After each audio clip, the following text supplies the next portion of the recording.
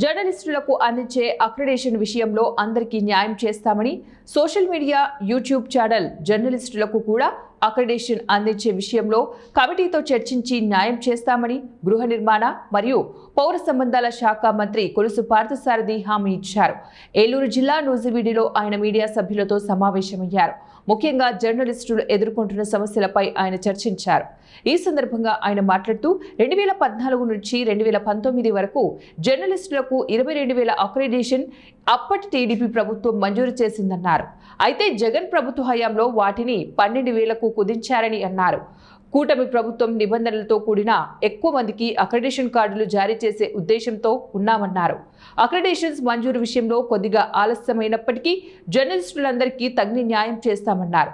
Accreditation కమిటీతో చర్చించి December 15లోగా విలేకరులకు అందరికీ సాధ్యమైనంత వరకు మంజూరు చేసే అవకాశం ఉంటుందని మంత్రి తెలిపారు. నిబంధనల ప్రకారం ఎక్కువ మందికి ఇవ్వాలనే ఆలోచనతో ఒక కొత్త పాలసీ తీసుకురావడంలో కొంత ఆలస్యం జరిగింది. ఎందుకంటే ఈ సోషల్ మీడియా కానివ్వండి, యూట్యూబ్ ఛానల్స్ కానివ్వండి, వీళ్ళకి ఏ విధంగా అవకాశం కల్పించాలి అనే ఆలోచనతో మేము దేశవ్యాప్తంగా ఉన్న పాలసీస్ ఇతర రాష్ట్రాల్లో కానివ్వండి, కేంద్ర ప్రభుత్వం పాలసీలు కానీ వీటన్నిటిని స్టడీ చేయటం, సో దీని మీద ఒక నిర్ణయం తీసుకుంటానికి ఆలస్యం జరిగింది. సో ఇటీవల ఒక నెల 15 రోజుల క్రితం మన కేబినెట్ ఆమోదం కూడా అక్రిడేషన్ పాలసీకి ఆమోదం తెలిపింది. ఇప్పుడు ఆల్రెడీ కమిటీస్ వేయబోతున్నాం.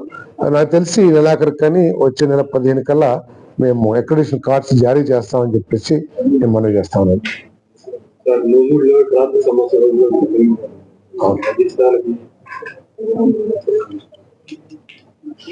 నీకు ఆ రింగ్ రోడ్ ఒక్కటే దీనికి మార్గం.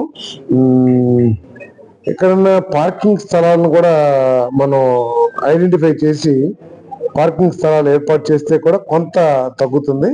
ఏదైనా ట్రాఫిక్ కంట్రోల్స్ అంటే ఒక చోట 1 వే కానివ్వండి, లేకపోతే